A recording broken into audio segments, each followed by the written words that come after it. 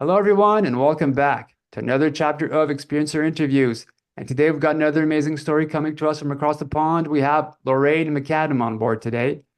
Lorraine is an amateur artist, writer, and English teacher. She is the author of the book Phantoms in the Night, or ETs, My Lifelong Experience of Contact with the Paranormal. In the past, she worked as a nurse for 12 years prior to becoming a full-time mom to two boys. At 45, she retrained as a teacher, and she has now been teaching English for 14 years and runs her own tuition business. She is unusual in that she believes that she has been having encounters with the paranormal, ETs, and UFOs since she was a child. She is married to a doctor and lives in Cumbria in the UK, close to the English Lake District. So, thank you so much for coming on. Thank you for inviting me. Now, I believe you grew up in a religious household. Am I correct? Yes, I did. Yeah. I have to say it was more my dad than my mum. He was quite a strict Catholic. So I was brought up as a Catholic, yes, in the Catholic religion, which was my dad's family, really. And my grandmother looked after me a lot, my dad's mother, and she was also a very devout Catholic. So I was taken to services and things just as you would be if you were being brought up by a mum that was a Catholic. So. Yeah. Did did they see the paranormal or as demons or something to that Yeah, extent? yes, yeah, they did. So I really had difficulty with that when things started to happen to me as a kid. I kind of instinctively kept it to myself. It was like some kind of intuition said, oh, you don't let this out of the bag or they'll all be going mental at you, and I just didn't really share at all things I'd seen or my father caught me.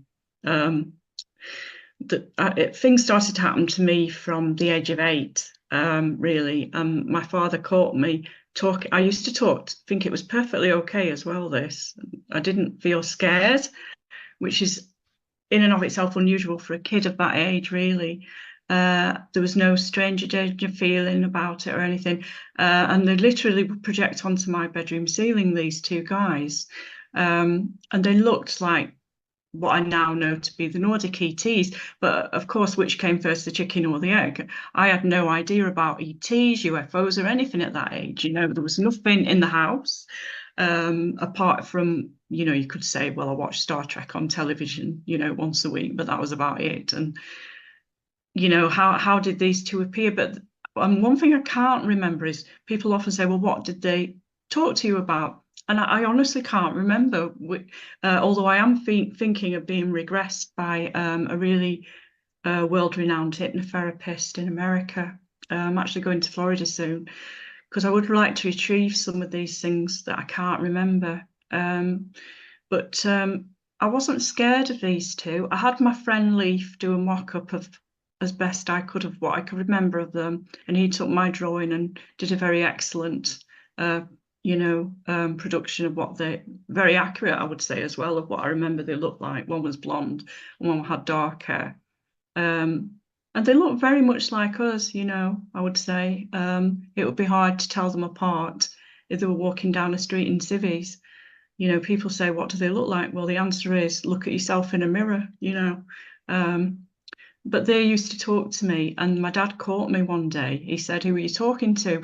And I couldn't understand, A, why he couldn't see what I was seeing, because it was like he was blind to it. And it kind of, was still there when he came in. And I said, and I instinctively knew not to say it. I just said, oh, I'm just talking to myself. And, that's acceptable with kids, isn't it? So, and then he just went out again. But he remembers that. Even now in his 80s, he remembers coming in and catching me doing that. Yeah. Could you describe them a bit? Um, Well, there is an illustration on my book page, which I'll give you the link to afterwards, so you can put it in here. Um, but they were quite good looking, very handsome. I would say they looked in their early 20s, both of them. They had dark kind of Air Force blue sweaters on with no tags or signage that I could see, and like sort of black turtleneck collars. Um, One was very blonde and blue-eyed, and the other one was blue-eyed with darkish hair, like dark brown hair, very clean shaven, no evidence of 5 o'clock shadow or anything that I can remember. They look very clean shaven, very neat and tidy. But I cannot remember, as I say, what they were. People say, well, what were they telling? What were they talking to you about? And I can't remember is the honest answer, but that's when it all began for me, really. I believe you said that you saw like a starry night behind them. Yes, I did. It was like they were in space, and there was what I'm presuming to be a huge window behind them. It looked like they were in space anyway. That's all I can say. I can't say for sure whether they were or not. They could have been somewhere high up in a building with a large window.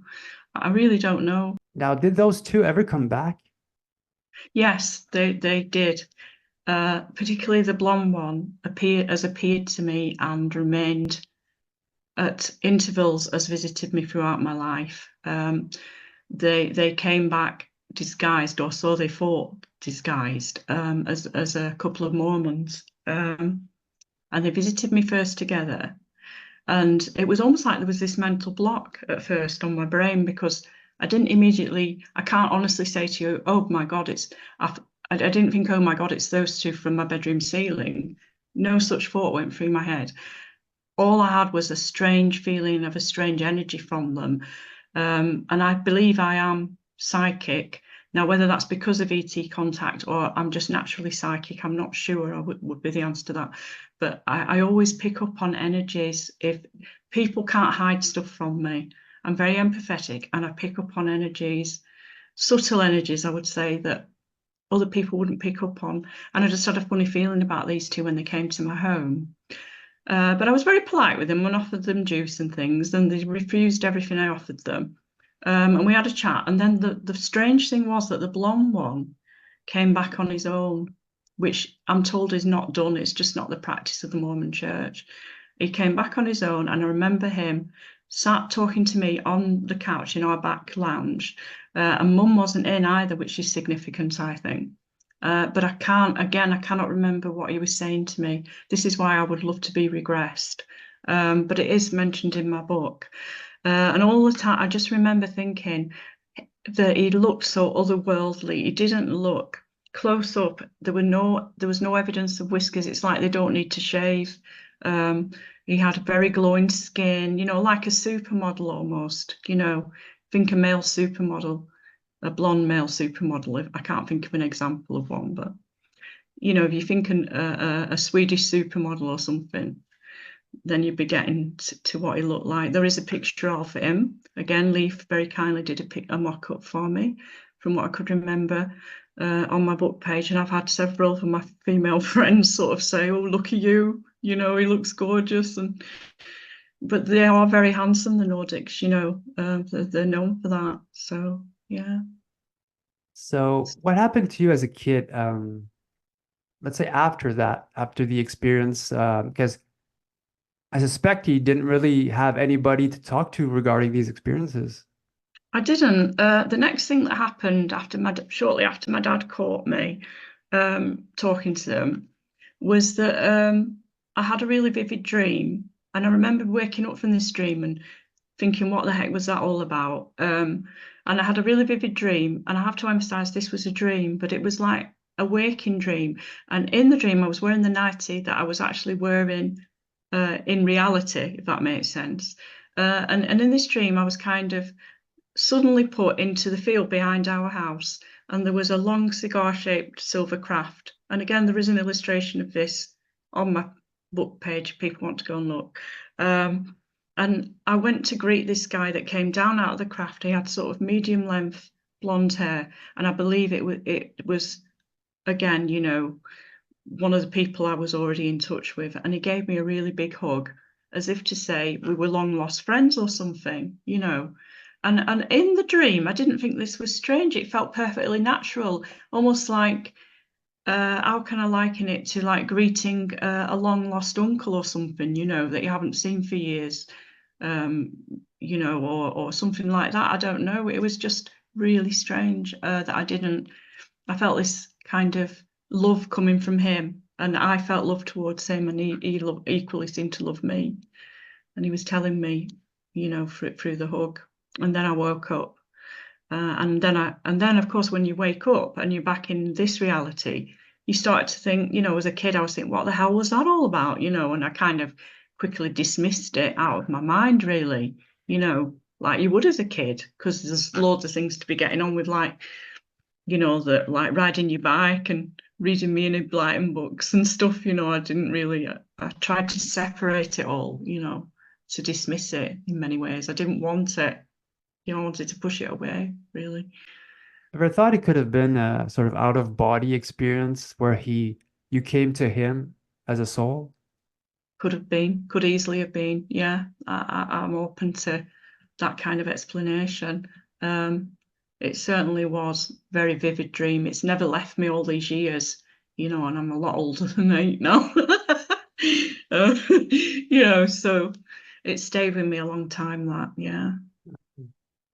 Okay, so when's the next experience?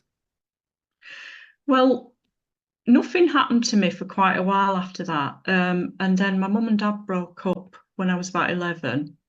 And it was from then really that I started to have what I would say, my first interactions with what we commonly know as the grey aliens as well. So the first thing that happened to me was I started to hear whispering voices at my dad's house when I was staying at my dad's, because they had separate houses, of course, eventually.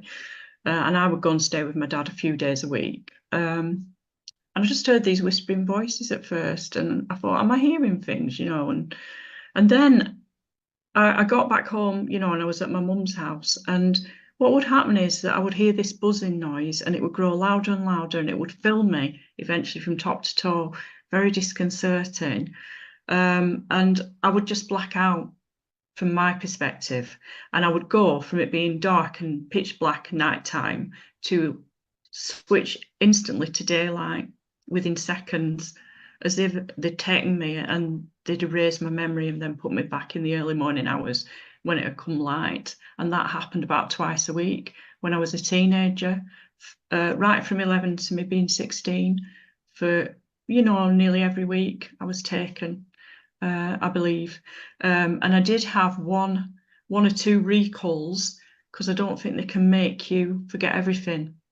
And I had a recall of being pulled out through the house wall, and seeing all the cobwebs inside the brickwork of the wall, as I was pulled through the wall. And at the same time thinking, how the hell am I moving through a wall? Was going through my head.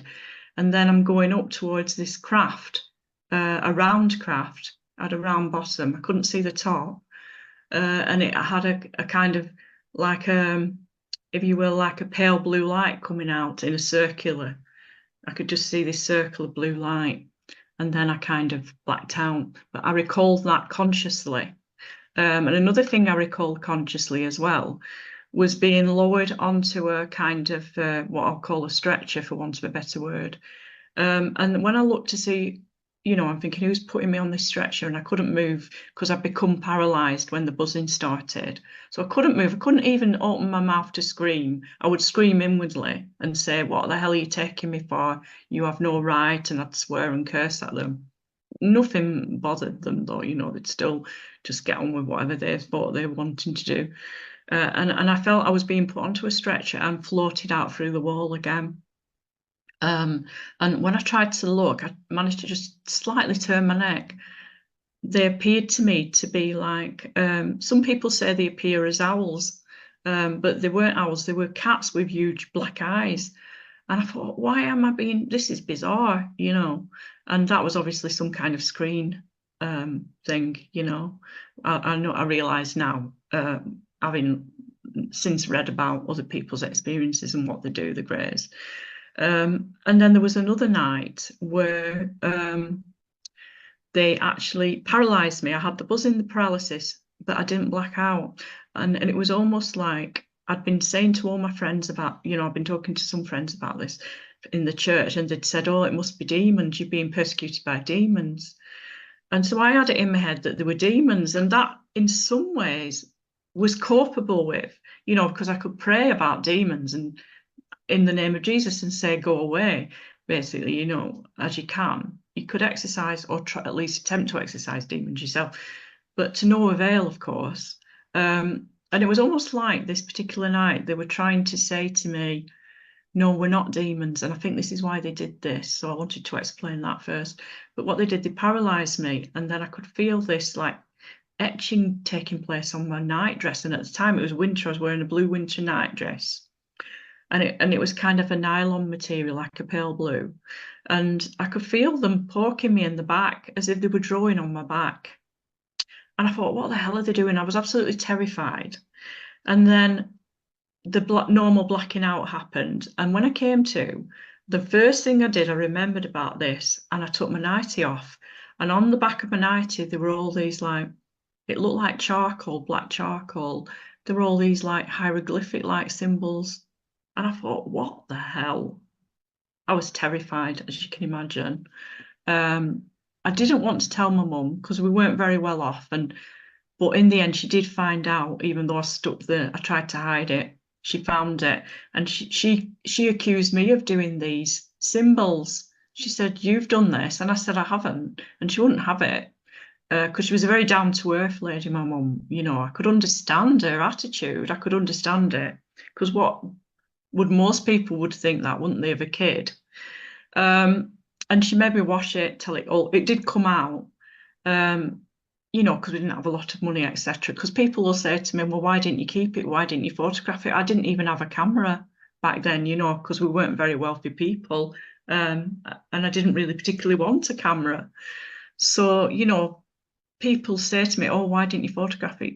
Why didn't you do this? I was so terrified that I couldn't wait to get rid of it out of my nightdress, to be honest. Wow. I just wanted it to go away. So I think they were kind of saying, when I look back on that, no, we are real. And look, we've got writing like you or something like that. But this writing you don't understand. Or maybe I've known that writing in a past life. I've thought since, because it was very similar to Egyptian hieroglyphics. So. Was this in the 70s? Yes. Yeah. Late 70s. Yeah. And early 80s. Did you ever try to do like a study on your bloodlines to figure out if anything happened down the road? I did. I found out since that my grandmother is the negative bloodline. They call it the O negative, my father's mother, because she used to give blood, and they found it amongst the things. So there was a record of her blood group, but I don't know about my own blood group. So there's that, which is interesting. But also, I come from a very Celtic background. My Canadian relatives that I was telling you about have traced us right back to our roots and found that we've come from a Norman knight originally, of minor royalty from the French royal family. And this is significant because this is significant to something I'll tell you that happened to me in the 90s. It ties up with that. My family crest as the fleur-de-lis. Do you know the symbol of fleur-de-lis? And I've looked at my family tartan because we are very near to Gretna and you can look your tartan up. And my shield, our family shield of McAdam, has the fleur-de-lis in it. And we've come from the de Gordon clan. We have connections to them. And also, if you have MC in front of your name, I found out that it also means that one of your forefathers was a Crusader, Templar, Knight. You only got that if you'd gone to the Crusades. So that's the mark of one of my ancestors having been a Crusader Knight as well. I do believe that there is a genetic connection with the French royal bloodlines from my father's side of the family. But also, when I looked at my mum's side, she has Spanish DNA as well. So that could be significant too, because it's southern Spain. So, they kind of tell you roughly where the haplogroup is. So it's interesting, both sides of my family. Certainly my father's side is very Celtic. a couple of generations back. It's all Celtic, and Celtic Scandinavian was what came out of the DNA test, that, the saliva test. Yeah. Fascinating. So, Yeah. and French, of course. Yeah, yeah. So I'm three-quarters French, like 1/4 British, and Ah, thanks to the my former fiance I talked about prior to the show, thanks to her, I found out that my grandmother, growing up, she always told us that they were from an important bloodline, but they didn't know from where. She thought they were Irish, but it turns out that the her surname is Aylwin, and the Aylwins are, well, she descends from British nobility, uh, yes. Yeah. and the manor is still up, according to Oh, right. Google. That's interesting. Yeah. And when you trace that bloodline also back, well, it's traceable up to like the Roman era. So that's Oh, how wow. far back it Yeah. goes. Well, not the aliens per Yeah. se, but the aliens came from a bloodline called Elfwine, which in Anglo-Saxon means magic friend, elf friend, or sometimes friends of the Shining One, Fae. Oh, yeah. The Fae, the FA. We the call them fi the Fae. and The all that. In Celtic legend. Yeah. The Fae So folk. Yeah. Well, it's very interesting that, because I've looked into this a lot. I've been reading a book about the collapse of Atlantis. I've been trying to trace what happened and where the Nordics came from. And all the implications are from my research that the Nordics once moved freely amongst us and even maybe ruled us at one time in a benign way. Certainly during Atlantis, I've been looking at all the legends, and it's where Hyperborea would have been. Um, and when Atlantis collapsed, which I believe it did because of some kind of attack, I believe, from what I've read, that our civilization is not the first one either. I believe that our civilization is possibly more devolved than the prior civilization that existed, that collapsed during the time of the floods. And you find in all of the legends of every tribe on earth, you will find there are legends of this terrible collapse of society. Something happened to the earth to cause all these floods. Whether it was brought about on purpose or whether it was just a natural disaster, I'm not sure. But in every tribe on earth, there are legends of people coming to help us reset our civilization because we'd just gone back to zero. And it's circa about 11,000 years ago that this happened, and Atlantis was destroyed. But the survivors from Atlantis the implication seems to be that they came and retaught mathematics, farming, agriculture, medicine, that knowledge was somehow preserved, and that Noah's Ark wasn't actually a boat on the water, as many people think of it, but really Noah's Ark was a space ark, really. So there's some evidence to suggest that, although I can't go into it all here. I'm just actually, as we speak, I'm reading The Invasion of Eden by Paul Wallace. Have you heard of Paul Wallace? Really good writer. He was a Jesuit priest, and he suddenly realized that a lot of what the Bible teaches in Genesis is really our early beginnings, and was really it was an invasion of extraterrestrials really that ruled over us. So I would recommend his books as well if you want more insights into what I'm talking about. Also, Graham Hancock has theories about it, a lot of theories about Atlantis, and these people the legends of these people coming to reteach humanity and to help us reset our civilization. So I don't believe that we're the first civilization at all. I really, and maybe what I've had happen to me, I wonder if it's them tracing their bloodlines. They come into contact with their family, or for some reason making themselves known to what they see as their family, their descendants. I don't know. I'm just theorizing here. it goes back a bit to the what we were talking about before the show about the star seeds and their purpose. So, do you believe that you've like these Nordics that you might have had a past life with them? I definitely do, because I have memory, a conscious memory of.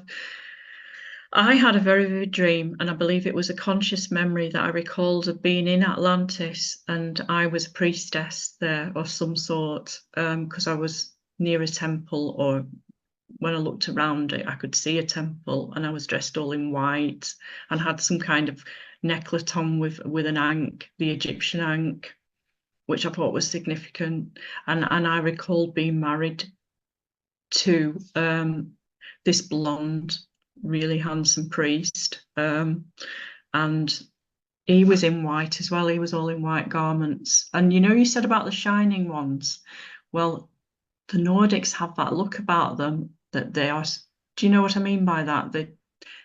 They do have really good skin. I don't know what it is about them. And I recall being married to him back in that.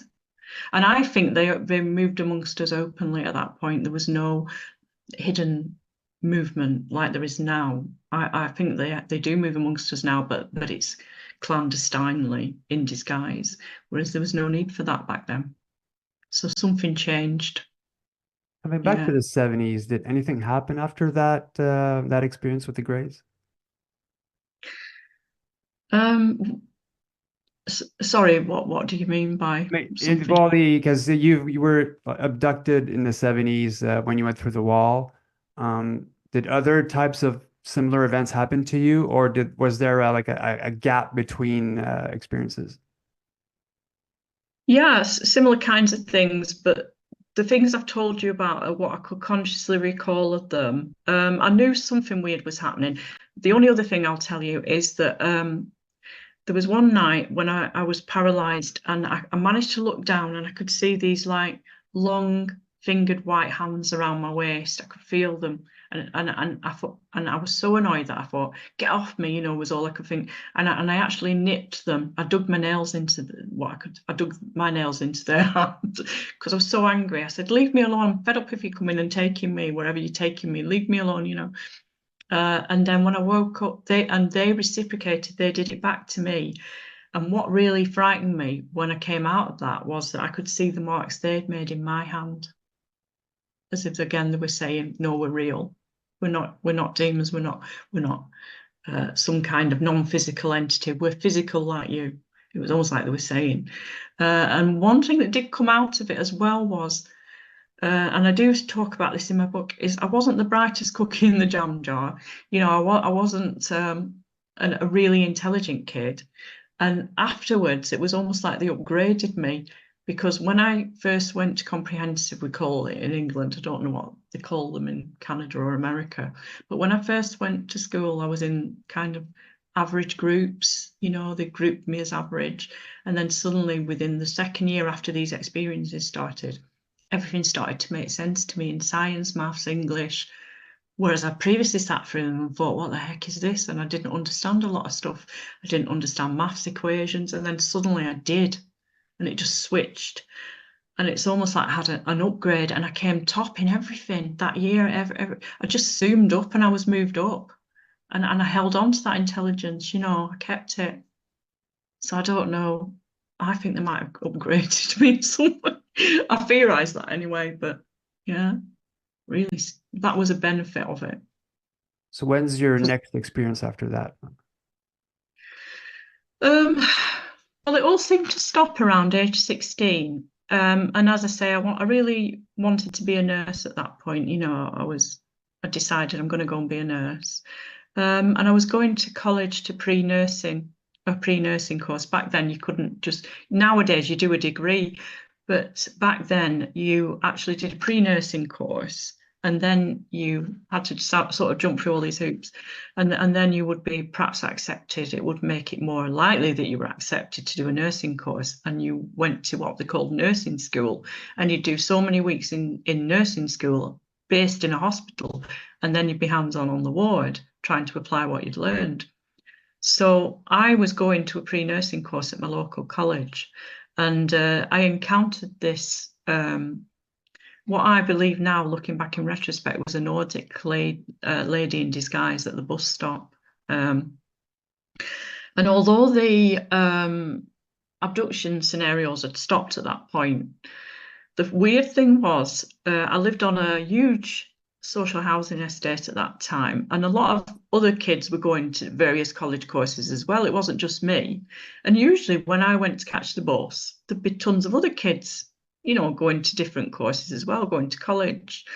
But when the two times I encountered her, it was just me and her. And it's just weird. And I just got, again, like I say, I just got this strange energy off her. I just knew. And I looked at her and I couldn't help myself. I must have appeared rude, perhaps, from her perspective, because I was staring at her, because I was thinking, what is it about you? There's something funny about you. I'm thinking, you know, and she was absolutely gorgeous. And of course, you have a picture of her, don't you? She was a really beautiful girl. And that lovely, flawless skin, you know. I would say she could have been a model, you know. I mean, they are very good looking. And I think she was perhaps trying to tell me, yes, I am different. But of course, at the time, I knew nothing about the Nordic ETs. I had no clue, you know, so it never occurred to me. I just knew that I had this strange feeling of otherworldliness about this person, you know. So that was significant, and I remembered her for all of my life, so much so that I was able to instruct Leaf what she looked like, you know, Leaf who did the AI mock-up for me, and it was quite accurate as well. I worked with him for a while, you know, saying, no, no, her eyes need to be bigger, a lot bigger, you know, her cheekbones need to be higher. You know, that wasn't just produced. I needed to work with him on all of them, you know, to get them as accurate as we could. So, yeah. So the image you made is somewhat accurate. Yeah, I have a very good memory for faces. My husband remarks on it, and how it comes out quite often is I'll be watching something on television with my husband, and I'll say, "Oh, that's so and so, and he was in such and such a thing, wasn't he?" And my husband says, "How do you do this?" He said, "Do you remember?" He said, "I would never ever have spotted that same actor because of it being a totally different character, you know. But I do. I'm really good with faces, you know. I never forget faces that kind of impact on me, shall I say, you know. Yeah. So when did the experience that you've met like these four individuals at the hospital, were you working there at the time? Yeah, by that time, I'd qualified as a nurse, and we'd gone abroad, and I'd specialised in what we call nowadays learning disabilities, and we'd gone abroad on and taken two patients for a holiday in Cyprus, in Napa, Cyprus. It's 1986. And it was very, very weird what happened. And unfortunately, because I was a bit naive and I'd never been abroad before, um, I had a salad unwisely. You know, now I know, you know, I mean, we're a lot more hygienic these days, but back then in the early 80s, it was kind of whatever you do, don't have ice in your drinks, don't have salad, you know. But I didn't know that. So I just ate this salad quite happily. And about an hour after, I was violently sick. I was really, really ill, and had to be taken to hospital. Um, and I don't remember any of the hospital journey or anything. I must have passed out or something and came to in a hospital bed and felt a right mess, felt really ill. And then what do I find next to me? This really handsome blonde guy in the bed next to mine. And I'm thinking, oh, trust my luck, you know. I end up, when I'm looking at my very worst, being next to this handsome Swedish guy is how I had him in my mind. And I thought, that's just my blooming luck, you know. And he had three visitors. He had two girls and another guy, but I didn't take a lot of notice only of the girl because that was significant. Because the girl, I was absolutely bursting to go to the loo. And to me, this is weird and it seems orchestrated when I look back on it because this girl offered to take me to the loo. And I can't remember whether I said out loud, I need to go to the loo, or whether she was just picking up on that. And she went and got me a wheelchair from the side of the room because there was a bathroom off to the side, put me in the wheelchair because I was too weak to stand, took me to the loo, waited to help me off the loo. So this is a physical person. This is not my imagination. Help me back in bed. This is a total stranger. This isn't a nurse. And I had a close-up view of her. And if anyone wants to see a picture of her, there is one posted on my book page. She had sort of medium-length blonde hair, high cheekbones, quite large blue eyes. But I never thought anything of it. I just thought she's a Swedish girl visiting this Swedish man, was what was in my head, who's obviously ill and with something else in the bed next to me. Never thought anything of it. She puts me back to bed. I goes to sleep. Must have fallen asleep. And I come to with a nurse putting a drip into my hand, saline drip. An ordinary looking Cypriot nurse. You know, she looked as you would expect a Cypriot nurse to look, really. You know, very Latin looking. And I immediately looked at the bed next to me. It was neatly made up. There was nobody there. And I said to her, "Where's that blonde guy gone that was in the bed next to mine?" And she looked at me like I was a bit mental and said, "What blonde guy? You've been in here on your own all the time you've been admitted." So that was the first weird thing. And I thought, and at that time, I didn't know about the Nordic ETs, so I just put it down to angelic intervention because of my religious upbringing, etc. And I just dismissed it like that. Even the girl I just dismissed. You know, when Jesus said, when you're among strangers, you may be talking to angels in disguise. That was what came into my head. And I just thought, right, well, it must have been angelic intervention because I'm in a foreign country. I'm terrified. I'm really poorly. I'm on my own in a hospital and they must have come to help, you know, because I was a believer in angels and angelic intervention. So I just dismissed it like that. And then I kept asking to go to chapel because I wanted to go and pray. I really wanted the comfort of going to the hospital chapel and just praying, you know, because I was quite religious. And this is very weird because bear in mind, this is a Catholic country that I'm in, you know, a strong Catholic country. And this lady comes to me and she says, "I'm Nurse Carola." And the only strange thing about her was that she had huge brown eyes. There's a picture of her on my page, minus a nursing cap. We couldn't seem to put a nursing cap on and we tried, but she was wearing a white nursing cap and a white uniform. She looked like all the other nurses, essentially in a uniform and appearance. And she came on the Sunday morning and she said to me, "I believe you've been asking to go to chapel. I'm going to take you." Perfectly reasonable, you know. So I was put in the wheelchair from my perspective again, taken out through the French windows of which led off this ward, through a cactus garden and down towards what appeared to be a very small chapel. And it was like stucco on the outside, white stucco. It seemed to have windows. It looked like a chapel to me. And then she took me in, but the weird thing was, as soon as I went inside, it was completely dark. It was really too dark, really. But at the time, this did not faze me. It was only after that it fazed me. And I thought it was perfectly all right, you know. And from my perspective, it was like she put me in a pew and sat on this side of me. And she said, "Would you like to meet one of our elders? Not would you like to meet the priest or the father, but would you like to meet one of our elders?" And of course I went, yes, I'd love to. You know, thinking, oh, she must, bless her, she must call them elders for some strange reason, was how I dismissed that in my mind until after. And then suddenly there's this man on this side of me, but I couldn't see him. I could only hear him, which again is weird, isn't it? But I just accepted all this. And he said to me, and I've never forgotten what he said. He said, "Why did you feel the need to come to church so much?" And I said, "Well, I wanted to pray and be with God." And he said, "But you don't need to come to church to be with God." He said, "God is all around us. He's through everything and everyone. And he's part of everything. He's in and through everything." And I didn't understand that at the time, what he told me. But I've only understood it later on in life as I've moved away from the confinements of, you know, Western Christianity and had a broader view that we're all from source. We're all God. We are effectively all part and parcel of God. Everything, all creation, everything around us is essentially what God has created, whatever you want to call it, source, God. And I only understand that a lot better now than I did back then.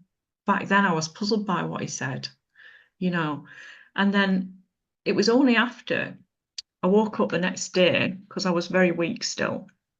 So I was resting a lot, and I'd had my evening meal, and then I went to sleep after she dropped me back off in the bed. And then, I just went to sleep and thought nothing of it. And the only thing I thought was I'm going to get her a dress because I really liked her. Little did I know. And then next day, there's this male nurse comes on to give me my bed bath, etc., because I was still quite poorly, I was bedbound really. And I said, will you tell Nurse Carola that I want her address next time she's on duty? I said, can you tell her I want to get her address? And he said, Nurse Carola? What are you talking about? There's no Nurse Carola on this ward. I said, are you sure? He said, yeah. I said, are you sure she wasn't supplying something? No. No Nurse Carola is. And then the next day, the doctor must have said something because he put me on antipsychotics. They must have thought I was going mental seeing all these non-existent people, what with the blonde people and then this non-existent nurse. And yet these people, the girl took me to the toilet, put me on the loo, helped me off, put me back in bed, and she took me down to what appeared to be a chapel, which I now suspect was an ET craft of some sort, screen memory. But again, I'd not read about anything like that at that time, I had no clue. It was like, what came first? And that came first, and then my research came afterwards. And only then, and it started with reading Whitley Strieber's Communion, in the early 90s. And it went on from there that I started to realise, oh my God, I've been interacting with ETs all this time, and then I discovered about the Nordics and what they get up to. And I've since had chats with other contactees, that have been contacted by the Nordics, and we've had similar things. Or in fact, I was reading the other day about somebody that met or believe they saw a couple of Nordics trying to fit in a church service, and clearly didn't. And she was the only one that noticed them. And guess what they were wearing? Blue jumpers with black turtleneck collars. It must be the standard uniform, I don't know. So I keep getting these, call them synchronicities, whatever you want, validations of what I have experienced. Other people validating it, especially since I've started talking about it on podcasts. I'm getting people from all over the world contacting me. I got a guy from New York that plays in some famous orchestra in New York saying, oh my God, so much of what you've talked about in your book I've experienced, but you've been brave enough to come out about it, But I felt it was the right time to come out, I just felt it's time to be brave enough to talk about this. Yeah, so. Do you recall seeing the elder's face? No, I don't, but I recall his voice. And I believe I later did see him. And it was at an airport, and it was much, much later. And I believe it was the same guy because he had exactly the same very resonant, deep voice, and he was a Nordic elder. And it was only after I'd had children. My children were quite young, and we've been on holiday to Tenerife, which is just above Africa. And I talk about this in my book. And I got a terrible migraine on the coach, and I was violently sick. I sometimes get them. I was violently sick, and I felt really embarrassed, etc. But the only people on that coach were people from our hotel who I've been seeing all week, and they were British people. I'm saying this for a reason. And then when we got to the airport, my husband, who is a doctor, managed to get some stuff from the chemist that you can buy over the counter under Spanish law. You can't in England, you have to get it under prescription. I don't know whether you've heard of it, it's sumatriptan, because I was written up for that. Anyway, he got me some of that, and I felt so much better, and he just left me to recover because it makes you feel a bit dopey once it gets rid of the migraine. And he went off and took both the boys, who were being very naughty, I have to say, at the time. They were always fighting, to get some toys, you know, just to get them out of my hair, really. And it was whilst he'd gone off and taken the boys, and this man was, I don't know where he came from even. I don't remember him even coming toward, you know, you usually remember someone coming to sit next to you, don't you? They come from either left or right of you, don't they? I don't even remember that happening. It was just like he was suddenly there. And all of a sudden he said, no wonder you had a migraine on that coach. He said, it's no wonder, he said, because the boys are so naughty. He said, don't let them be the boss. You should be the boss of them, not the other way around. He said, you're letting them be the big boss and you shouldn't. It was like some kind of benevolent grandfather figure, you know. And I looked at him and he had very white hair, very, very large blue eyes, larger, I would say, than normal. He didn't look particularly aged, but he felt, do you know what I mean when I say he felt like an elder rather than looked, you know, I would say he looked middle-aged, but he didn't look aged, like wrinkly, you know, he had but he had very pale skin. And he just said that to me. And I argued back and I said, well, what's it got to do with you? You know, why do you think? And then he kind of left and he said, he said, you need to discipline them more. And then he left. And then I did see him walk off, to be fair. And he sounded, you know, like he sounded a bit Hungarian. Have you ever heard the Hungarian accent? Yeah. So that's what I would say. He sounded a bit Hungarian, but he had this deep resonating voice. And afterwards I thought that was weird. Because it only occurred to me, how the hell did he know I'd had a migraine actually on the coach? And it only occurred to me to think that after he disappeared, you know. And he was very tall, very slim, you know, quite good looking. I've never done a mock-up of him. I couldn't do if you want. And I thought, what the hell? And it was only after that experience, years later, that I've come to the conclusion that I was talking to a Nordic elder, you know. So, and his voice was very much like the guy back in Cyprus. So, Well, these Nordics are definitely well, telepathic to be able to hear these thoughts from you. Either like you wanted to go to the loo, you've got this migraine. yeah, they're telepathic, definitely. Yeah. Because I've since had telepathic. You know, in the early 1990s, I was living just with my fiance. It was then my fiance, my husband. And this is going back, really. I'm flitting around a bit. But this is also in my book. Now, he was working on Casualty at the time, my husband, and we lived in Preston in Lancashire. Any British listeners will know where that is. Because I'm actually from Lancashire as well. I was born in Lancashire. And I met my husband in Lancashire when I was working as a nurse on nights as a nurse, you know. Anyway, this particular night, we just bought our first house, and I didn't like him being away at night. I hated it because they started to take me again as well. That's something I didn't mention. I started to be abducted again just after I'd got together with my fiance. So I'd be about 29 then. So I was intermittently being abducted before that as well, I believe. But I started to have the blackouts again and the buzzing and all that kind of thing. But this particular night, he was away, and it was summertime, and suddenly there was a big blackout, a power blackout of the whole area. That's the first thing that happened. So I was terrified because I had a phobia about being in the dark, not surprisingly, with what I've been through. And a bit of PTSD about being in complete darkness. So I got a torch from downstairs. I managed to pluck up the courage to do that. But then I went back to bed. But then I was just on the edge of sleep and I heard this whispering. And then it came clearly through to me, come to the garden now.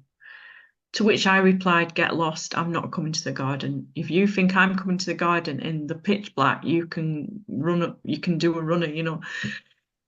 And obviously they weren't going to take no for an answer because the buzzing happened then immediately, and I was filled with this like vibration moving from my body, and then I just blacked out. But afterwards, I believe I started to recall with my conscious mind what had happened to me, or at least parts of it, because I had a very vivid dream of going down the stairs in the nightdress that I was wearing in reality, which was a pale blue cotton summer one. And right at the bottom of my stairs of that house was stood a guy who looked very strange, really. He was like in a one-piece diver's suit, looked like a diver's suit, very dark navy blue. His head was covered and he had a mask across here, and you could just only see his eyes. Now, why wasn't I scared? Is the first thing. I mean, anybody would be terrified if that happened to them in the house, wouldn't they? They'd think, oh my God, I've got a burglar or something at the very least. But no, I went running down the stairs to greet him, to hug him in this dream. So what the hell was that about? And his eyes were kind of very large blue eyes, almond shaped, bigger than ours. And I remember looking at them and thinking, oh, you're gorgeous, and all this. And then I'm thinking, I'm looking off to the above his head, and the ceiling has gone from my dining room, and I'm seeing black tic-tac shape, like bullet shape, shiny craft lined up in what appeared to be a hanger, lined up against an equally shiny black wall. And I'm thinking, what the hell is going on here? And then suddenly I'm being escorted down a corridor, and I'm seeing Celtic symbols on the walls on either side. I told Linda Moulton Howe about this. And I'm seeing the fleur-de-lis symbol on the corridor walls. And I'm thinking, what the hell is this about? And as we're going past, I can't see him, I can't move. And I'm presuming that these men are saluting and they're going like this, pressing the fist to the chest. And they were in some kind of military, dark blue military uniform. I can't remember any symbols or anything, but they saluted the guy that was with me. Or were they saluting me? I have no idea, And I recalled all of that consciously. And it puzzled me because I still hadn't read up about the Nordic ETs at that point. And they did look pale and blonde.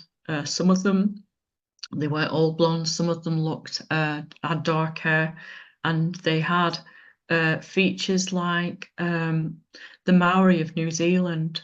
That was something that stuck out. One of them looked a bit like the Maori.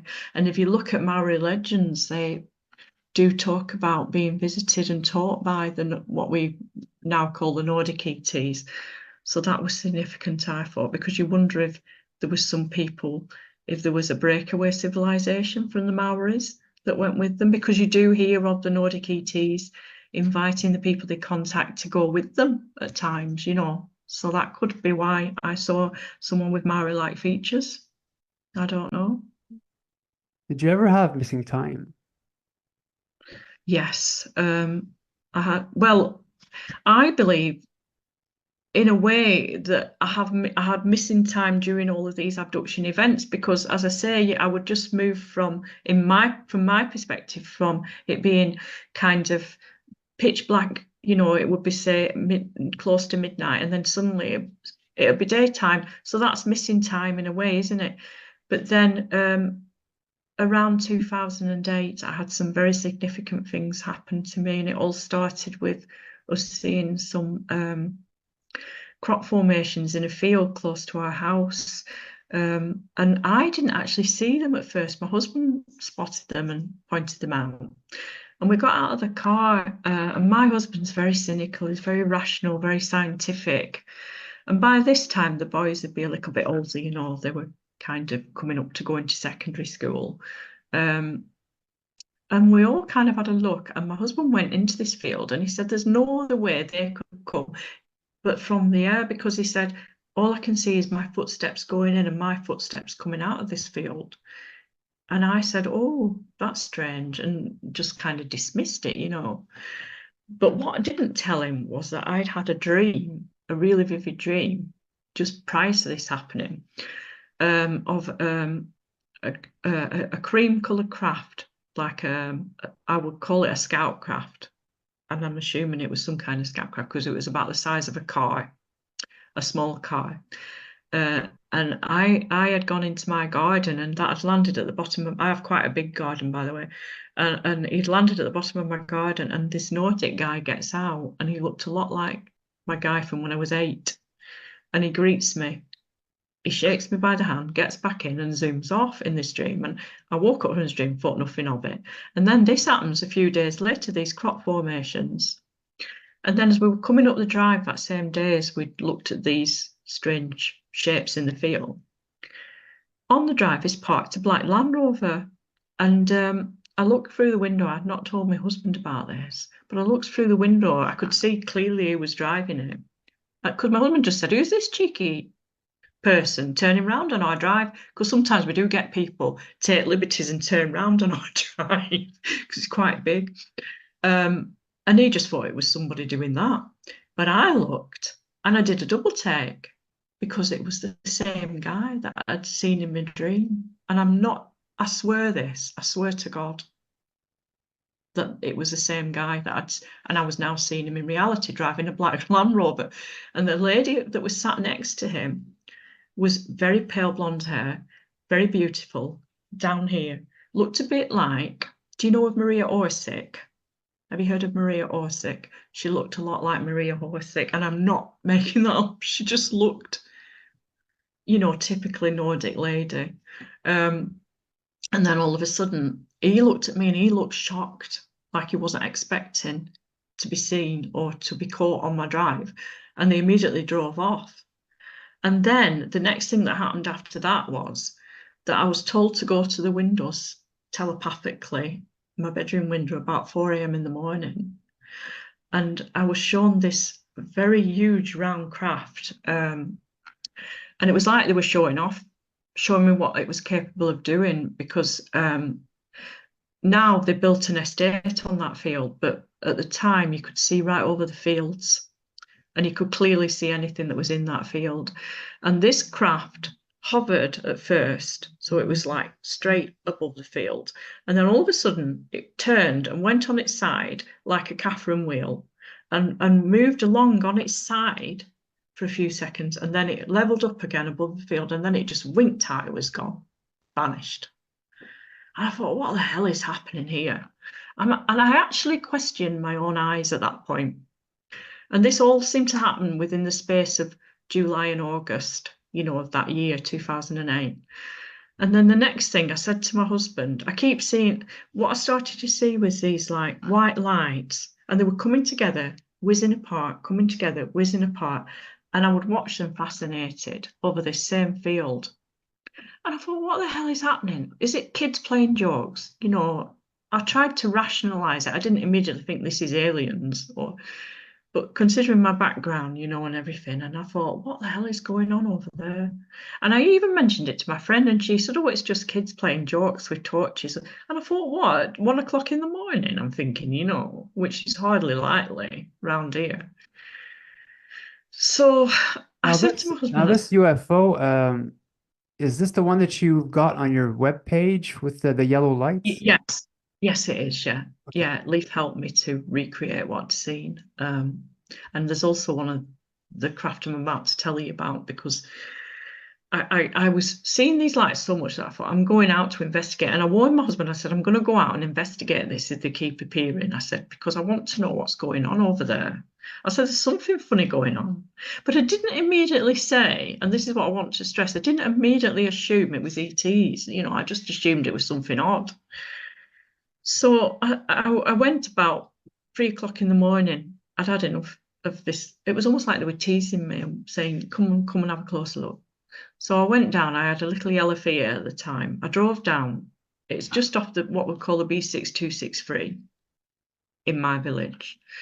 And I was absolutely terrified at what I saw when I got to the edge of the field, because there was an egg-shaped craft, and I would say it was like a car, the size of maybe, if you could think like a small car again, but on its side. And it was egg-shaped, and it was pearlescent, like a pearlescent light, and it seemed to be lit from within. And on either side of it were in silhouette, so I couldn't see the features, but they were obviously 2 males in these very tight fitting, again, look like a diver suit, but not with the helmet this time, just but I couldn't make out the features. But I knew they were men. They looked very strong, quite broad across the shoulders, etc. But that's all I managed to take in because I was absolutely terrified. Because the feeling I got was from them was they wanted me to come on board. And I was terrified because I had two small boys. And so I just drove off towards the M6 and I did the most irrational thing because I know those roads like the back of my hand. And yet, instead of coming right round the roundabout to come back into the village, I went off towards, I went south. I went south onto the M6. Why did I do that? I feel they were controlling this when I look back on it. And this just gets weirder and weirder because I've since talked to a journalist about this and we went and actually examined where I've been, to the service station. And in my mind, I was coming off at what people that live around here would be familiar with as the Southway services. And the weird thing was, when I came off, there was nobody there. And the only thing that I could see was this big, huge white lorry. And it looked like an articulated white lorry, but it had no lights on it. And I pulled up and the driver immediately got out. And it was like he knew I was in distress because I was really in distress. I was panicking. I was literally shaking. I was so frightened. And I think I must have looked pale as well. And he didn't say anything to me, but I shouted to him, can you get me back heading north? Because I'm on the wrong side of the motorway. And I wasn't as experienced a driver then as I am now. So I was a bit panicking about how the hell am I going to turn round, to get back heading north towards Scotland. And he kind of said, he just said, follow me. Was how he gesticulated at me, and I thought, oh, thank God, a sort of knight in shining armor was what I thought, So I follows this white lorry, and it's almost like I must have been hypnotized or something when I look back on it. Because have you ever followed a lorry at night on the motorway or the highway, as you call it, do you? Well, what do you? What's the first thing you see? You see the lights on the back of the lorry, don't you? There were no lights. All I could see, and what was in my head was, you're now going over a bridge, you're now going over a bridge, was in my head. And all I could see was a white wall. And in my head, I thought, oh, that's the back of the lorry. But if I had been that close in reality to the back of that lorry, which wasn't lit, there were no lights, I would have crashed into it. And I've since gone back. But what I'll tell you is I felt like I was just left and he whizzed off, and from my perspective it just seemed to whiz away up towards Scotland. But then I thought, what did I actually see after? Because no lights. I thought, why didn't I think no light? Why have you not got your lights on? And I was heading back the right way, but I've since found out when I investigated that service station that there's no bridge to turn around, so I couldn't have followed him over a bridge for a start, and it's blocked off. So you would have to drive a little bit further up to turn around at what we call Wigton, the Wigton turn off, to come back heading north, if that makes sense. And there's still no way of turning around there that you could come back heading north there, because you're on the wrong side, you're on the wrong side of the motorway, period. End of, And I took this journalist and he agreed there's no way you could turn around here, there's no bridge. The only bridge there is a passenger foot where you can walk across, but you could not get a car across. And when I look back at that, I think, what the hell was that? Was it really a screen memory? And was what I really saw the inside of a craft? And they lifted me up and put me back the right way because they knew how terrified I was. And they put me I back believe heading. so, yeah. Yeah. Yeah. Amazing. So that the culmination of what happened in 2008, so. Did you, as a kid, ever have like these, like wake up with having nosebleeds or something to that extent? If Not that I can remember, no. But I have woken up with bruises that I can't account for and marks that I can't account for. And I had marks on my underwear as well that won't come out of like a black I photographed it actually, and I've had it appear on my bedding. So not nosebleeds as such, although I have had found patches of blood on my pillow, but not actually on my face, if that makes sense. Yeah. So you don't know if you have implants in you? I believe I have got one in me because I set off every time I go through airport security when I'm going on holiday. It doesn't work or it malfunctions, and I always get taken to one side and patted down. And they never find anything and they can't understand it. And it makes me laugh now because I just expect it. And it always seems to happen that I get taken to one side and patted down. Have you had any knee implants, madam? I got going into America. And I'm going, no, no, no. Are you sure? And I said, well, I think I would remember if I had, you know. So it causes quite a lot of humour, this. And when we were in New York, I actually got chased by a store detective into the store because I kept setting all the alarms off coming out of stores, all the security alarms, and there was nothing to account for that. So I'm presuming that there's something, but I don't know where. I don't know whether I even want to know where actually. But I think there must be something. And I've noticed, you know, the automatic tap faucets in toilets, they won't work for me. I can never get them to work. So there's something funny, isn't there? I Well, can be. you've been having a lot of contact with these Nordics. Having living in the UK and the you know the military and the government agencies are quite active. Have you ever had like harassment from them?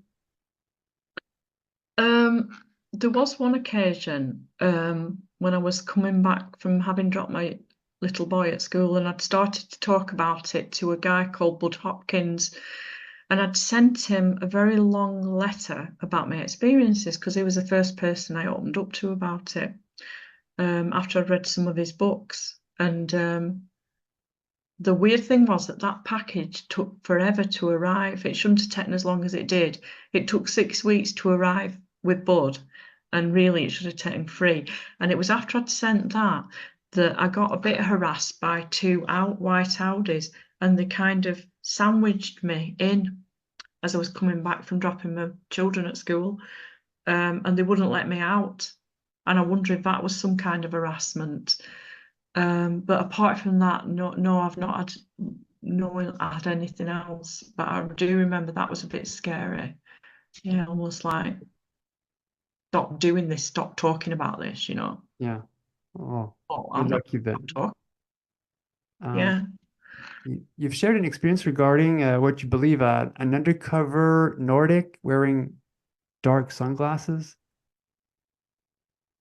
Oh yeah, that was during lockdown. That was much more recent. And it was at the time in the UK when Boris Johnson, who was the then Prime Minister, said we're allowed to go on holiday, but only in the UK. Do you remember that? I Yeah. don't know whether you were following that. And we decided we would go down to Kent, to Folkestone in Kent.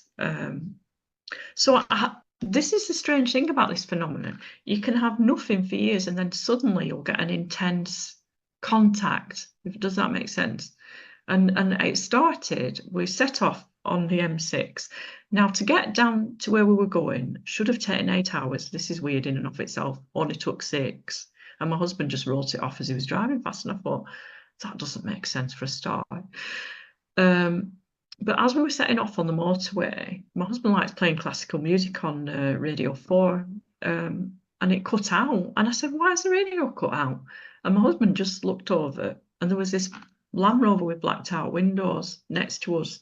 And he said, it must be him. Joke, because I make a joke, you know, my husband. And I said, and as soon as that Land Rover had moved past us, the radio came back on. So that was the first thing. And then halfway down, we stopped at a London service station, and I was just drinking some coffee, and all of a sudden I saw the guy that you're talking about, the blonde guy with the sunglasses, and he was sat, and it was almost like he was saying, "You're right, we're here," because I'd started to think at that point that Nordics were definitely amongst us. incognito, and I'd read a book by an author called Michael Zerger. They Are Here, or We Are Here. Look it up anyway. It's really good because he's had these kind of experiences too with the Nordics. And it was like this guy wanted me to see him and wanted me to know, yes, we are here. And I felt this instant, I can't, like, connection to him. And it was a deep connection. It wasn't just a tentative connection. It was like, it resonated with me on a spiritual level. Like he was saying, me and you have known each other a long time, but you can't remember. And I'm looking at him, and my husband even noticed it, and he put his arms around me and he said, "What are you staring at that guy for?" And I had to write it off as nothing, because my husband doesn't really understand.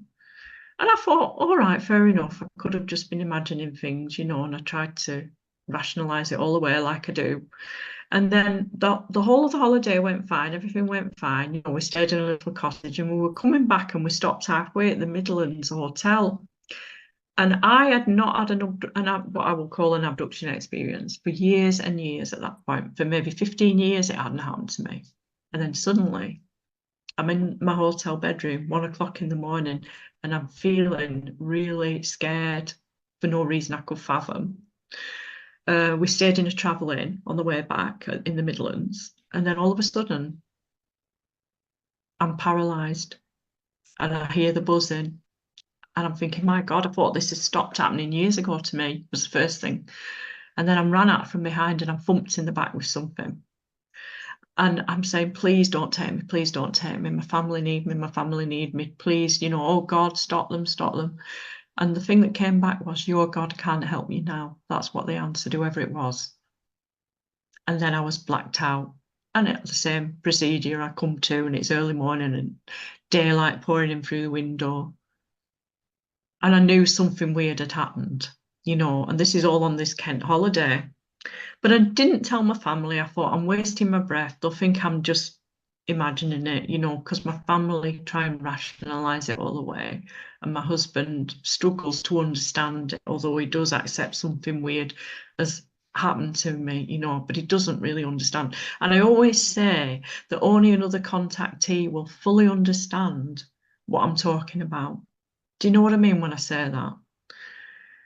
Because I don't think people that haven't experienced this, I don't think they realise. I've even had other contactees say to me, yeah, I've had that buzzing. I know exactly what you mean. It sounds like bees buzzing in your head. And that's what it sounds like. And it gets louder and louder. And then you're paralysed. You suddenly just find you're paralysed. You can't even open your mouth. You can't scream. You can't do anything. All you can do is say things inside your head. And only another contactee understands how that feels, That's exactly what happened to me, I think, in 2015. I was about to have open heart surgery, and I wanted to experience what it was to leave the body. So I've been like to have this to remove the fear of dying, let's say. And Yeah, so yeah. I've been asking the universe to to force an OB. So during the night, I wake up, I'm in pain. I feel this sort of metallic sound in my head, but I feel this buzzing, really powerful buzzing through my entire body. I felt as if my soul and my body were being stretched apart. And Yeah, pulled so apart. pulled apart. So I say out loud, no, in my mind, because I felt I couldn't move. I know what you're doing. I'm afraid. Try to find out another way. As soon as I do that, I black out. And next thing I know, I think I'm in front of the bed on this white sort of mattress, and I'm floating and I'm going up through the ceiling into space. And there's like a story after that. But yeah, I had the buzzing thing happen to me too. Well, I'm really glad you've given me that validation again, because you're not the first, and I'm sure you won't be the last. Yeah, these events, they're so otherworldly that we have trouble using like Dealing, current day stuff to explain it to describe, people. Yeah.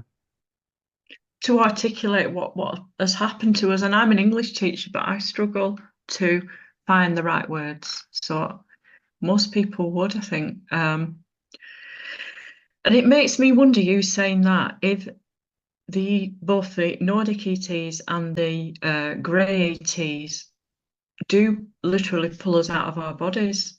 Are they pulling the soul out? You wonder about that, don't you? With you saying that as well. If you are, in fact, OBEing, then they're forcing an OBE, in fact, you know, with what you've just said as well. And you know, what you are seeing as a physical experience is maybe not, perhaps. And maybe hence that's the reason I could move through the house walls, because it was my spirit, not my physical body. But maybe I have a feeling that they have solved all this, that we're still looking at quantum physics and all this kind of thing, and what we actually are at a quantum level. I believe they know all this already, and they proved all of this to themselves with their science. What we are still researching and only beginning to understand now, that everything is energy at a quantum level, even us, and everything around us is really an illusion. Does that make sense, so to speak? Because essentially everything at a quantum level is just energy. Am I right? Am I getting that right? Michio Kaku, am I saying that correctly? The scientist, Yeah, physicist, me has too. talked a lot about this. Yeah, have you ever met him or No, no. talked? He's fascinating. He talks about this, and I think our science is just beginning to scrape the edge of this, for want of a better way of putting it. That the ETs have already mastered it all, you know, dimensions, etc. I think they've got they're ahead of us by light years. So I wonder if in fact it's just them orchestrating, pulling your soul out or whatever, you know, just to we just want to have a chat with you, so we'll just take you out of your body for a short time and then put you back again, you know. Yeah. Well, you shared once a story with this receptionist where I think there was like a yellow walls behind her. Yeah. That was a weird interview I ended up going to in Manchester. What happened was that what I thought I saw in the newspaper, because obviously back in the sort of early 90s, everything wasn't online. You could still apply for a job you saw in the newspaper. And I thought I saw a job for a sales exec, because I just graduated and I didn't know I wanted to be a teacher at that point. And I thought, oh, I'll apply for this. And I rang there was just a phone, I rang the number and I arranged to go for an interview. And they sounded perfectly normal and everything, you know. And one thing that I must tell you is that I'm psychometric, to put this into context. And that is the ability psychically to hold objects like rings or watches or earrings or something a person wears a lot in your hand, and be able to tell that person things that you shouldn't be able to tell them, you know, things about themselves, about maybe the past and the future. So I have that gift, and I still have it if I want to use it. So that will make sense in a minute. So I goes along to this interview. I arrives at Manchester Victoria, and I got a taxi to where I thought the address was. Taxi drops me off. I goes up these like steps, and it looked very austere from the outside. It looked like almost like a deserted industrial estate. There was no one around. And I thought, oh, it's a bit quiet here. This is weird. Anyway, so I went up the steps and I entered into this like office building, very flimsy material it was made of as well. And I enters in and I thought, I left the door open because it was a hot day. I thought I'll have some fresh air, and I was feeling a bit faint because I'd not eaten much that day. And the receptionist was sat on a red plastic chair in a very austere looking room, nothing on the walls, nothing on a desk, yellow walls. And I'm thinking, this is strange. Anyway, never mind. So she looked like a typical Nordic lady would look, like shoulder length blonde hair in a bob. There's a picture of her on my book page if anyone wants to look. But strange, nothing on the desk, not a typewriter, which you would have had at that point, because we hadn't all gone to Windows at that point. This was 1992. And we were slower in Britain at coming forward. You know, we weren't as advanced maybe as America and Canada maybe you would have had computers on your desk by then, but we didn't. We still had the old-fashioned electronic typewriters, still pounding away. Anyway, she didn't even have one of them. There was just nothing on this desk, and I thought, this is weird. But she knew who I was. She greeted me, and then what threw her completely was that I asked to go to the toilet. And she looked at me strange and she said, "Oh, we don't have a toilet." And I'm thinking, what? No toilet?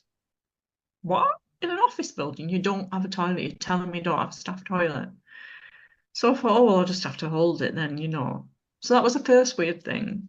And then as I'm sat there, through this open door that was left open, I'm seeing like these identical blue cars whizzing past with identical looking blonde males in them. And I'm thinking, this is weird. It was this lot. And in my mind, I just dismissed it as the sales members of the sales team or something, But it just keeps giving this.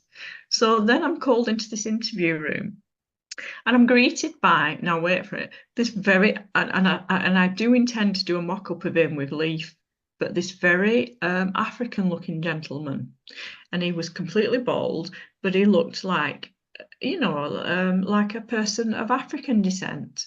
So I sits down and fully expecting at this point to be interviewed and just wanted to get it out of the way, thinking this just keeps getting weird. It's like Alice in Wonderland, this weirder and weirder. And he didn't want to talk about any jobs or anything. The first thing he says was, he gives me his watch, his wristwatch, which was quite a thick man's wristwatch, and says, "Can you read my watch for me?" I never thought anything of this, but I could not. This is the thing. I could not get anything off this watch. I couldn't read it. And I handed it back to him. I said, "I can't read it." And he seemed pleased about that. And then he said, "Oh, I'm sorry." He said, "We've trailed you all this way, but there's no jobs left. So it's no use me interviewing you, so you'll have to go. I'll get you a taxi." And the weird thing was, he said, "There'll be a taxi waiting for you at the bottom of the steps." And sure enough, there was. This is the era, though, with no mobile phones. No phone on his desk, completely empty, completely bare yellow walls in his room. How did he get me a taxi? And yet I just accepted all this as if it was orchestrated. Gets in the taxi, didn't see the taxi driver's face or can't remember it. And I offered to pay the taxi driver once he got to Victoria Station. And he said, "No, I've already been paid." I gets out and I think, well, that was weird. And it was only afterwards that I'm thinking, what the hell just happened to me? What the hell was that all about? And all I could think was they were testing my psychometric abilities to see if I could break through something. Because another thing that occurred to me was, how the hell did he know I was psychometric? But he did. He knew. I didn't tell him. So it's all very weird. And I was very disturbed by this, and going back on the train, I was thinking, what the hell was that all about? And I couldn't tell my then husband, although that was my first husband. I'm not with him anymore, because he would just ridicule me as well. And he just ridiculed me about, I actually had a sighting of a red craft with him, and he saw it with me. And he said, "No, it's a plane." And I said, "No, a plane can't stop dead over your house and just stop like that and then move and then shoot off." And he wouldn't have any of this. He wouldn't have any of it. But I said, "There's something weird there." And it was shortly after that I saw the advert for this so-called job, So was there a connection? I don't know. But that was very strange. And I wonder if it was all orchestrated by some kind of Nordic group, because I've since read that some Nordic groups work together in the bigger cities to make contacts. I've actually since read that in the research, but that came after the event, not before it. So, and then I learned also that Bud Hopkins talked about an American girl having a similar experience in his book, Sight Unseen. Have you seen that one, Sight Unseen? Bud Hopkins talks about an American girl going through a very similar process. Yeah. So, and I read that and I thought, oh my God, that's just like what happened to me, So Have you, well, your story is very reminiscent of the old like Venusian stories, Venusian contact stories of back in the day. That reminds me of that. But how do you Oh, feel really? regarding all these events that you've got this group of Nordic beings contacting you and wanting to be a part of your life? So how do you feel about that? For a lot of my life, I'll be honest, I felt frightened about it and confused. Um, it was only after I'd done a lot of research, starting with being wakened up by reading Whitley Strieber's Communion. It was only after years and years later, after I've read a lot about the subject, that I started to realize it is perhaps not malicious in intent, that it's benevolent. It's obviously a benevolent intervention on their part. I feel now that they are in some way trying to tell me, we know you, we know who you are, that it's you were meant to be here at this time on the planet. I've since read Dolores Cannon's The Free Waves of Volunteers and the Convoluted Universe. So I feel like now I've always believed in reincarnation anyway. And that seemed to me to confirm that maybe at a soul level that I'm not really from Earth. And I never really did feel like I fitted in anyway. They always had me as down as an oddball. Even my own family said, my mum always used to say she's an odd one. She's the odd one out, or as she used to say, she's one on her own, is how my mum put it. um, Not very flattering, but still, it does sum it all up. um, and I am kind of a bit, I would say I'm definitely neurodiverse. So whether that has anything to do with it, but I feel like maybe they were all along just trying to tell me I'm family, that at some kind of level that I've known them before and I will know them again in future lives. So does that answer your question? I Yeah, don't. it's Yeah. beautiful though. I Yeah. know me at least coming out was the best thing to that I ever did because finding out that I had these experiences and others also had the same experiences was really healing for me at least. Let's talk about your book really quickly. Now, I know it's available on Amazon. How Yes. did it feel writing the book and getting this out finally? Very apprehensive, actually, if I'm honest, at first. I was kind of over the moon that I'd found a publisher initially. And then I was a bit scared when it was launched. I did have about 20 podcasts initially after it was launched because your publisher's trying to promote it. But then it kind of hasn't sold maybe as well as I thought it might do. But then saying that I've had my ups and downs really because I had the interview with Linda Moulton Howe, which I was amazed that she even wanted to talk about it with me, but she was very interested. And then it kind of sold quite a few. It went back up to the top of the charts again after that, and so it's been highs and lows really.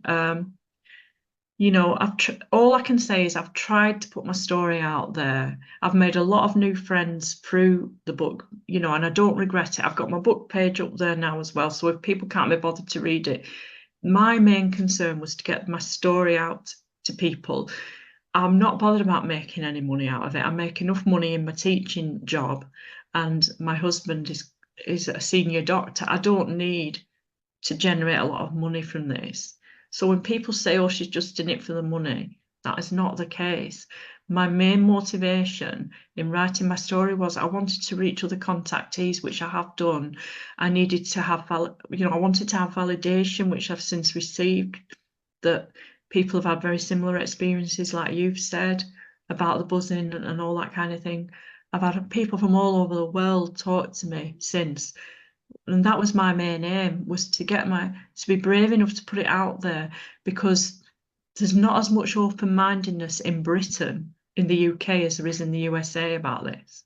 And I felt that it was especially important as a British contactee to get my story out for those reasons. That I've actually had people say how unusual for a British contactee to come out, how brave you are, because there's not as much open-mindedness in the UK. There really isn't. So I'm kind of almost like trying to break the mold here, and it's hard. It's been an uphill thing, but people are starting to read my book page, and I'm getting, and you, of course, I'm on here with you today, and the more I do and the better, and I thank you for inviting me on and letting me talk about it, because to me, I'm not bothered. I don't want to make piles of money. I'm wealthy enough. I'm not a materialistic person. If you knew me, you'd know that. I care more about getting my story out there to reach other people that might still be struggling and thinking, what the hell is happening to me? Just to say it's all right. It's happened to me too. Um, Well, so let's finish off the interview. Now, do you have like a perhaps a final story that you might want to share or a closing statement to get out? I would say to any contactee out there, but particularly to British people like myself, be brave enough to come out and talk about it. Join a group on Facebook. Don't try and carry this like I did on your own for years and not talk about it. And don't take any notice if you do try and share with your family and they'll give you funny looks and they look at you like, how they say you need to see a psychiatrist, which is what my mum did to me. That will inevitably happen. But you will find that someone somewhere, if you share these things, you'll find other contactees. So don't be afraid to come out and talk about it, even if you're in Britain.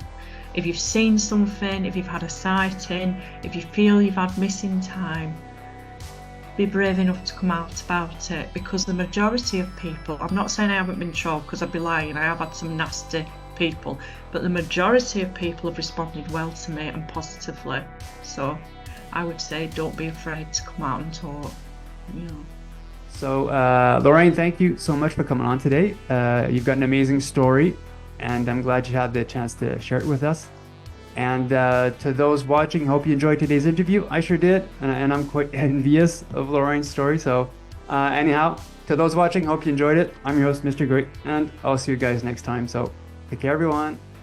Hello, everyone. This is Mr. Great, and thanks for watching today's episode. If you are an abductee, contactee, or experiencer, and you believe that your story could help others, please feel free to contact me through my YouTube channel email. When it comes to experiencers, the ET phenomena, and the future, remember, truth will out.